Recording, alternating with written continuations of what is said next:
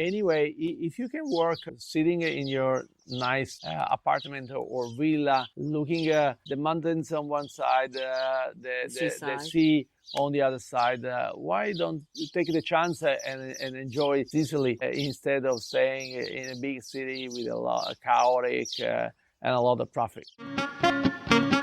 Welcome to another episode of On the Road Edition, hosted by Stevie Kim. Each week, Stevie travels to incredible wine destinations, interviewing some of the Italian wine scene's most interesting personalities, talking about wines, the foods, as well as the incredible travel destinations.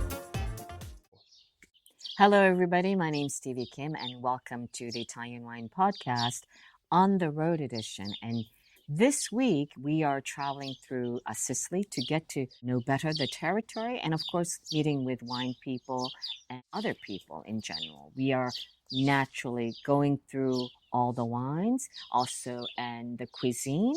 And today, we are with the president of Sicilia DOC. That means we get to ask him anything we want. So we'll be asking him some boring questions and hopefully some fun questions. Are you ready, Mr. President? Yes, I'm ready. Ready. Okay. In the beginning, it's going to be a little boring. I have to warn the audience. So give me some general overview of Sicilia DOC, when it was founded, how many members are there, what it represents in terms of, the acreage, those boring kind of stats, so we can contextualize the size of Sicilia DOC. So established 2011. First vintage 2012, and the Consorzio was founded in June, so first harvest August, September 2012.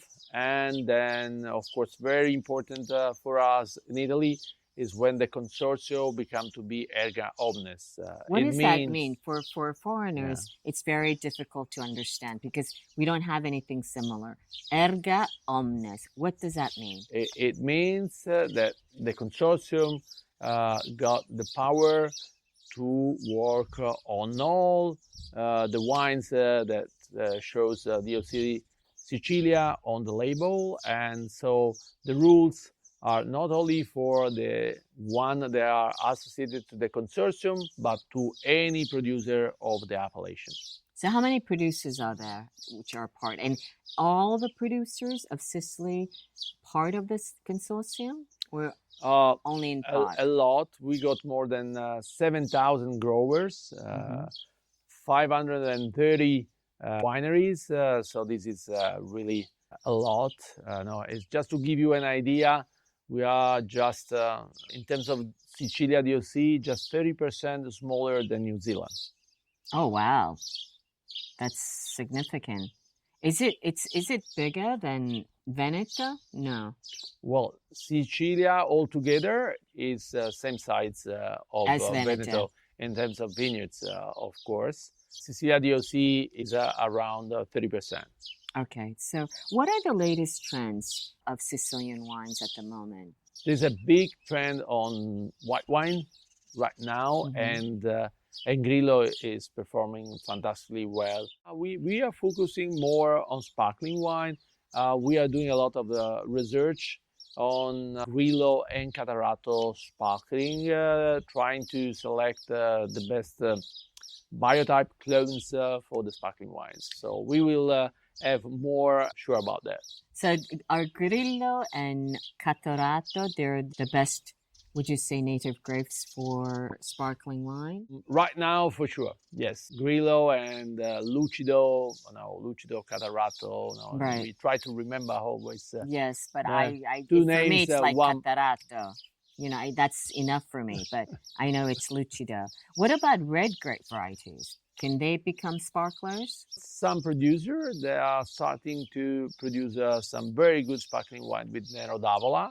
Someone with the Frappato, but mostly are concentrating on Nero d'Avola and Nerello Mascalese. So what are some of the, I would say, the challenges that you face as the president of Sicilia DOC, but also as Sicilian winemaker in general? Sicilia is a great brand.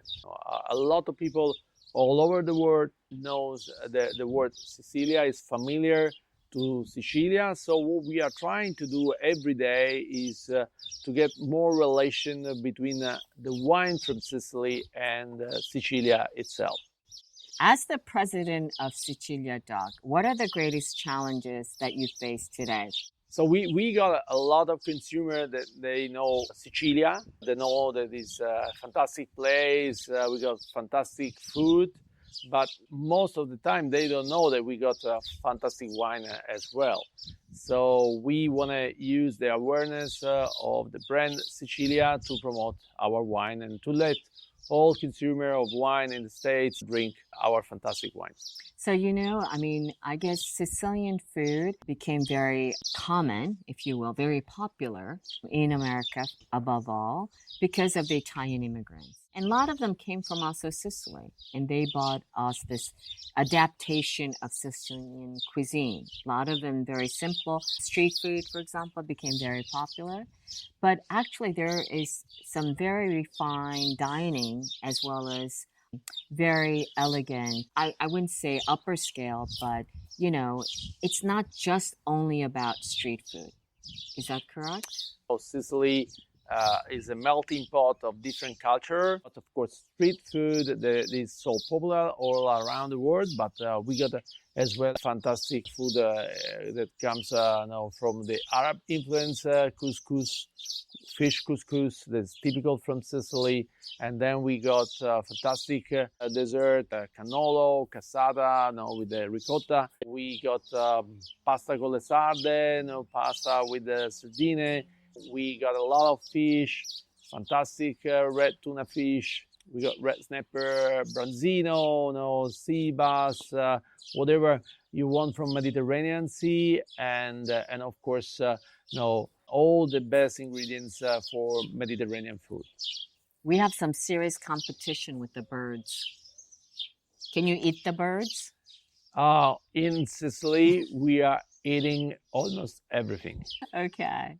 So let's talk about this phenomena of white lotus. Has Sicily benefited from this television series, Netflix? It's actually not even Netflix. I think it's HBO Max or something. Has it benefited from the white lotus phenomena? So we've been having quite a lot of U.S. tourists in the past, but we've been having more European tourists. In the last 2 years, it's been really incredible. I came back from Rome just a couple of days ago. The plane was full, completely full of American tourists. So it happens to me that I was the only one between maybe 67 U.S. tourists coming to Sicily. You were the only Sicilian? So I was the only Sicilian. And I said, I'm going to New York, or I'm flying back from New York to Rome, or I'm going to Sicily. I was a little bit confused. So the increase of tourism has been significant after Really not just White Lotus, but in general to Sicily. In general, in Sicily, we've been increasing over 20%. But with American tourists, we went over 100%. So it's very significant, and especially some small towns like Taormina or the two big cities, Palermo and Catania, really still today in the middle of the summer, really full of Americans. Question for you. All Americans want to know, what is the testa di Moro? Oh, wow. Testa di Moro. You see it everywhere, right? Yeah, you see it. It's the ceramic head. The head of a Moro, and is related to the story of a young lady that she was very good in taking care of plants on the terrace. And luckily, but unluckily, she fell in love with the Moro, with an Arab. We had 200 years of Arab domination in Sicily in the old times.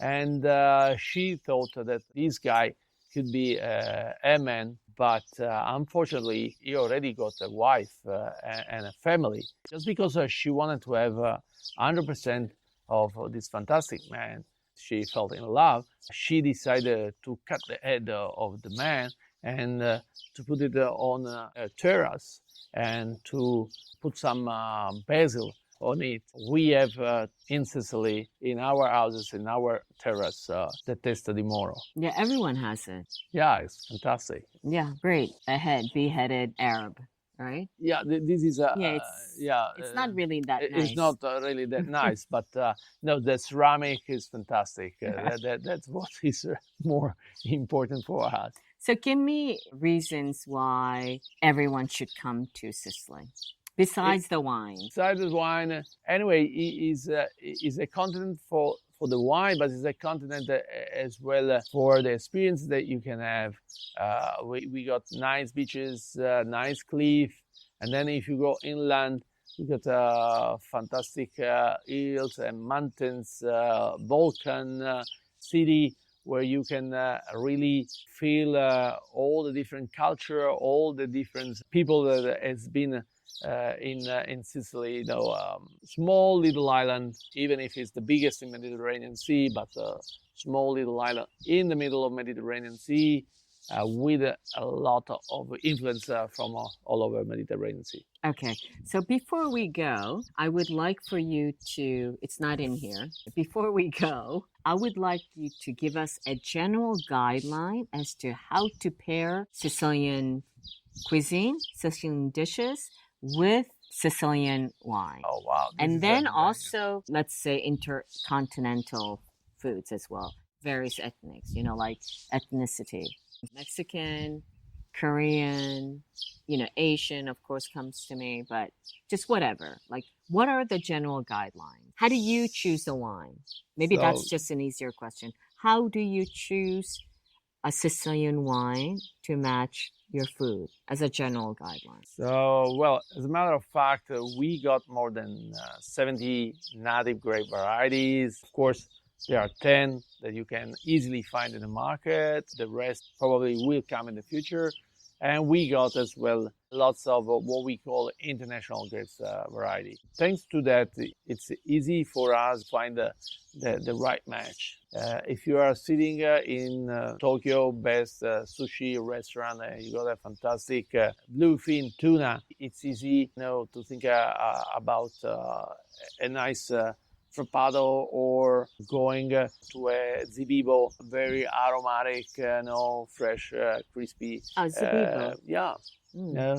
Or with a lot of seafood, oyster or lobster, red prawns, something that is very tasty. And you want something that is refreshing, but at the same time can compete with the aroma of the fish. Zibibo, I think, is really perfect. Then, of course, if you move to Sicily, and you got nice anchovies and sardine, just freshly picked and fry. Then you think about crispy glass of Grillo. That is really refreshing. And then, well, of course, you think about our dessert. The typical Sicilian dessert, cassata siciliana, or Andrea's cannolo, favorite. or if you move a little bit north and you go to Campania, and you got those fantastic pastiera, and then why not a grillo passito? And all the power that you can have in a really intense grillo, thanks to the appassimento, to the dry grape. Okay. All right. Is there anything else you would like to say before we go? Oh, well, if you are sitting in a nice restaurant and in front of you got a fantastic steak, enjoy a Nero d'Avola. Big one or a more balanced one. They are going to both really match perfectly well the steak. One because it is more fresh, and the other one because it got very nice silky velvet tannins. So you know what I've noticed is that now there seems to be a trend of, in the past, Sicilians went abroad to get job opportunities, right? Whether they're in the hospitality or in other areas of work. And now a lot of them are with international experiences are coming back, it seems. Is that a correct assumption, or is that just my imagination? Oh, no, it's you're right. There's a lot of young guys that have been studying in Sicily. They're moving maybe for university up north, Milano, Rome, and they had the chance to have experience, start working in the north of Italy or even abroad. Today, they got two chances. One to, of course, come back and work for a Sicilian winery or Sicilian whatever kind of business, or even to work from Sicily. You mean like remote working? Yeah. Well, if you do, don't tell Andrea. He's always No. looking to work remotely. No, it's impossible for you, Andrea. No chance. You have to go around Italy. Anyway, if you can work sitting in your nice apartment or villa, looking at the mountains on one side, the sea on the other side, why don't you take the chance and enjoy Sicily instead of staying in a big city with a lot of chaotic and a lot of traffic. Yeah, and pollution. So, okay, I think this is a good segue to conclude, because President Antonio Rallo just has invited everyone to move to Sicily and work remotely from here to the rest of the world. That sounds pretty good to me. Okay, and with that, it's a wrap. Chin Chin with Italian Wine People, signing off from the heart of Sicily. Ciao ragazzi. Ciao. Thank you for joining us on another episode of On the Road Edition, hosted by Stevie Kim. Join her again next week for more interesting content on the Italian wine scene. You can also find us at ItalianWinePodcast.com or wherever you get your pods. You can check out our YouTube channel, Mama Jumbo Shrimp, to watch these interviews and the footage captured at each location. Chin Chin!